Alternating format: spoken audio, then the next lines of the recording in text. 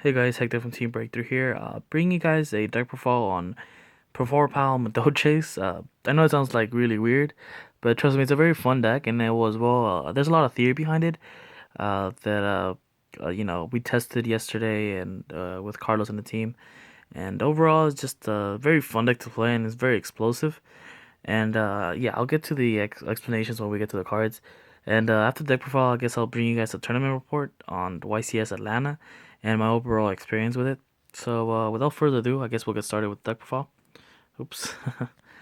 But yeah, let's see. Starting off, we still play. We're now playing 3 4 power sorcerers.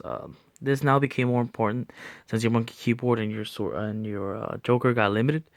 Uh, he's basically like a powerhouse play. You just like thin your deck. Overall, just really good card. Then we play still 2 lizard draws. Um, just really solid draw power, obviously. Still wonky turtle. Yeah, like I said, solid draw power. And now for the sad one-offs. One Scroll Crobat Joker. Obviously the card was really good. Justifiable. You know, it's just like a scout. You summon it. You basically top deck it, and it's like a 1 card scale. Same thing as the monkey keyboard. If anything, this one's more powerful than Joker just because it can get Veilered. Yeah, such great cards. Sad to see him at 1, but it is what it is. Now we're playing 1 Silverclaw. Silverclaw is obviously very cool because it can make your Jokers and your Sorcerers like uh, 2,000 beaters, like around that ratio. I can't do math that well. But yeah, the plus 300 boost, very awesome. Um, Same thing with the Toad. The Toad, what it actually does is it switches the attack and defense of a monster, which can be really good in some scenarios, like in a mirror match, like when they open up like a Rafflesia and just expect to sit on it, or like on a Nightmare, just like summon Joker, search this, activate it, and just attack over it, which is like awesome. One Pod Naga. I've always liked the Pod Naga, but now I have more of a reason to play it because you want to have as many skills as possible, and it's searchable by keying of Pheroms, which is really nice. And rounding up the Performapal cards, we're now playing 2 Performapal Secondary Donkey. Now, Secondary Donkey in this version of the deck, it's now like replaced the Jokers because you summon this and you basically you summon this and you have Performapal skills and you tutor your deck basically. So obviously, very relevant card, very awesome. Yeah. Now for the I guess the Draco engine, whatever was left of it. We're now playing 2 Masters. This varies from the other list because obviously Luster's at 1, and you gotta play these. Speaking of Luster, here he is. Um, yeah, such a great card. Sad to see it at 1 also, but it is what it is. And then running up that, it's just 2 vectors. Awesome in the mirror. Just overall good card. And yeah, that's it for the Luster engine. Now for the Madolches. Yeah, we're obviously playing triple Mangeline. Solid normal summon. This is like basically like a Scroll Combat Joker in a sense that you can like search your power cards like to OTK your opponent. Um, Let me just bring up the rest of the cards. The second most important one, um, and Angeli. It's obviously very cool. The combos with these cards are amazing. Triple Hook Kick. Hook Kick's obviously here really cool. It's really cool because you can make the rank threes like Levier or Invoker. Invoker doesn't come up as often, but we'll get to that. We're playing double Messengelato to search your spells, and we're playing the one um, Mew Waffle. So I'm explaining the ratios, I guess. Obviously, Mangeline is really good because she searches like everything here, and then Angeli's cool because she specials anything here. Same thing with Hook Cake. Obviously, we all know the combo with Angeli Hook Cake, and then obviously Messenger searches out your spells. It's a level 4, and it's like a pretty good beater on her Chateau. However, the one Mew Waffle, I only play one Mew Waffle because of the reason I'm playing the Madolches. Basically, you can pendulum summon all of them and get their effects, which is like amazing. Like I know in regular Madolches, like people like to run double summon because their effects are just that powerful. And obviously in this deck, you don't have to run that card because you don't have to run that card. Excuse me, I'm just like spazzing out. But you don't have to run the card because you can just like splat all your monsters on board and just go off. And the Mute Waterfall, I only play it at one because I don't really, ideally, I don't want to draw it to be honest, because you can contribute to bad hands. The only reason I run it is because of the rank 3 possibilities with hook cakes, just to make like Levier or and then bring back your Angeli or your Messenger Lotto. But yeah, obviously the Madolche engine very broken. Just honestly, that's all I can say about that. The last of the monsters I'm playing is one mass committing to uh, simplify going into Ignister. Don't need to explain much of that. Moving on to the spells, we are playing triple Draco Face Off. This is your rotor for Luster, the one of basically. And if I can rotor for a one of, I'm going to rotor for a one of, which is why I'm playing 3 copies of it. And it's just like a searchable skill. So obviously, why not maximize on a consistency card? Now the opposite of that, only play double Wavering Eyes. I hate this card with a passion. Um, there's just not much to say about it. Like it just clogs, to be honest. Like in my opinion, it just clogs. And if it's not a mirror match, then this is just a waste of slot. But you have to play for the mirror, obviously. So I'm just playing 2 copies at the moment. Double Twin Twister. So this card I decided to play because this deck is very susceptible to back row, which is what I found out yesterday playtesting with Carlos. You lose to strike, you lose to warning, you lose to a lot of stupid stuff, but this helps like not deal with some of that back row. And yeah, so Twin Twister is a very good card.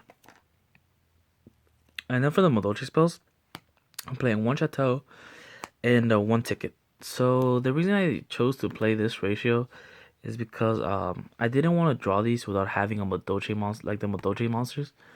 I just rather search it. I just rather search them other under Messenger Lotto.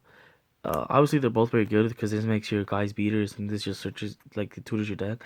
But like I said, I don't want to see these before I see the Madolche monsters. So I also only play one of each. And then the other one of I'm playing one Instant Fusion. I could play multiples, but I feel like one's good. One Soul Charge for the blowout. Basically, you want to blow out your opponent. And then for the trap card I'm on playing, it's one Treacherous.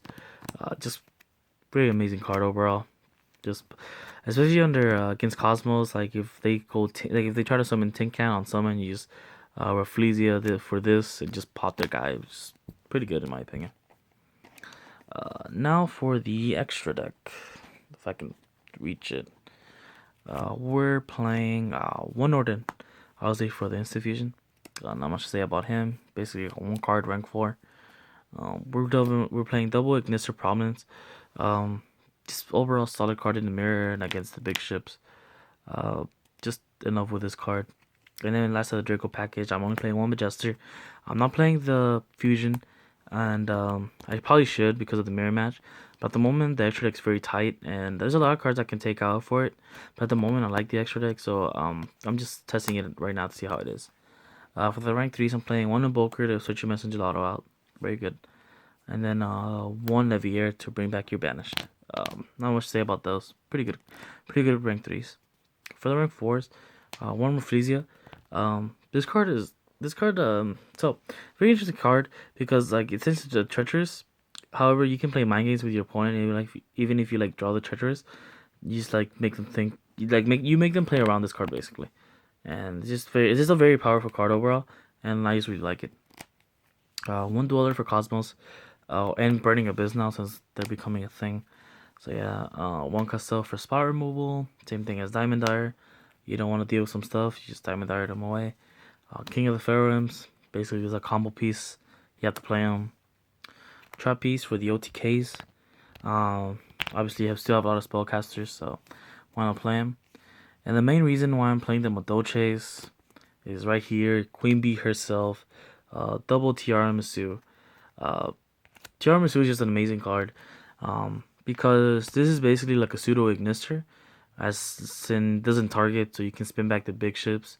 And spinning back 2 big ships that are non-targetable is pretty big against Cosmos. So obviously I'm like in love with this card. I have considered cutting it to 1 though, because most of the time when I make Queen Tiara Masu, I should already be winning that turn. So the need for the second one hasn't come up yet.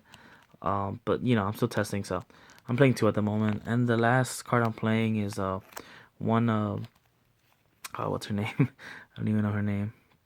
Uh, Yeah, chocolate mode, pudding cess, whatever. She's just here to increase your ceiling.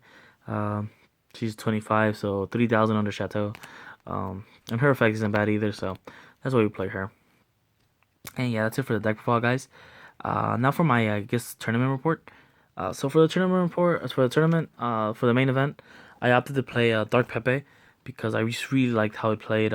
Sephiroth is an amazing card with keyboard. You just keep recycling it and activating it again. It's just extremely good. And Shadow Dragon baited out, killed a lot of Kaiser Colosseums, a lot of floodgates.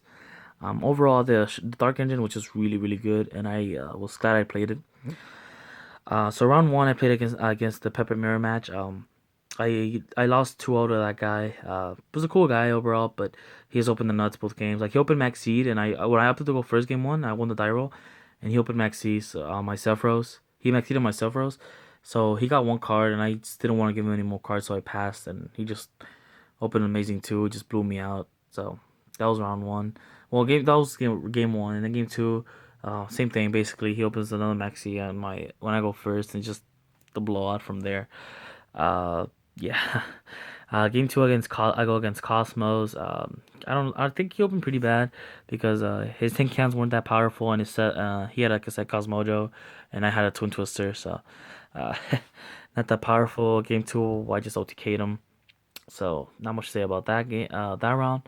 Round three, I will go against Monarchs. Very important thing to note about the Monarch matchup for me is that I lose game one to Monarchs, just because of their field spell, the minion. Although I was main decking Twin Twisters, um, for some reason I just needed more than that to combat them, and so yeah, I needed a lot on my side. So I lose game one.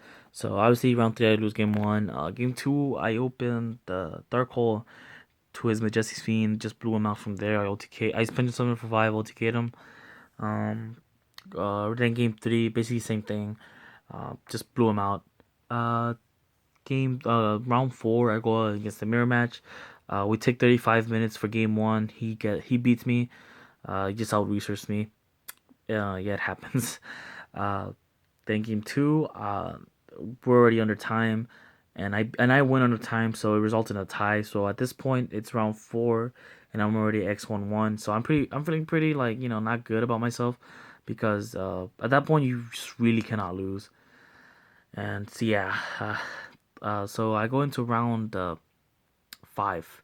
I go against Monarchs. At this point, I'm just like, why are there so many Monarch players here? But $30 to play meta. Why not? So you lose game one, obviously. Again, he opens like Kaiser, and just like has immense advantage of the Dominion and his tributes of a monster. So I scoop it up. Game two, I Dark Hole him on his mag. He had Majesty's Kaiser Dominion. I used Dark Hole him for game, and then game three, I think it was something like the same thing. Like I said, Dark Hole, Twin Twister, and Side Blockers put in a lot of work in the Monarch matchup. So shout out to Side Blocker. Uh, round six, I go against Cosmos again. Cool guy from Canada. I don't know if you'll ever watch this, but yeah, we played against each other. Um, yeah, game one I used to out research him, OTK'd him. He got me game two. He Solemn Strike my Pendulum Summon 5. You scoop it up from there. Game three, yeah, he didn't open that well. He opened like I don't know. I remember what he opened, but he's ended up having a Farm Girl 2 sets, and I top deck a Twin Sister, and I Twin Sister a Solemn Strike and a Solemn Warning. It was game over from there. Um, round seven, I go against another mirror match.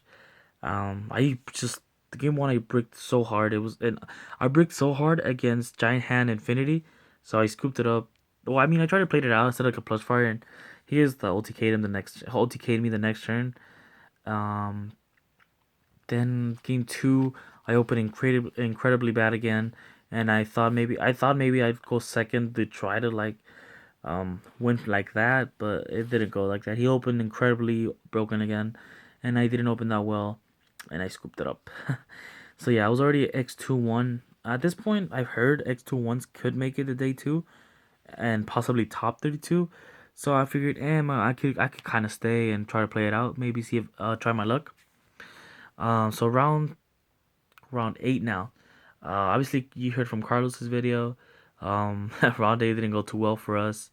Um, we got that game one loss because we were late to our rounds, and obviously that sucked. And like I told you guys, I lose game one to Monarchs. So the first game we play, I lose, and yeah, I just lost flat out. And I dropped from the main event. And but overall, it was pretty fun. Day two was incredible. Got to meet a lot of cool people. Got a lot of cool cards. And yeah, overall, just had a really good experience at YCS Atlanta. And I would recommend it to anybody who would want to go to a YCS. Definitely, you guys should definitely like go. It's worth the investment. We're from Houston. It was a 12-hour drive, and definitely worth it. But other than that, yeah, that's it for my deck profile slash tournament report. So yeah, this has been Hector from Team Breakthrough signing out.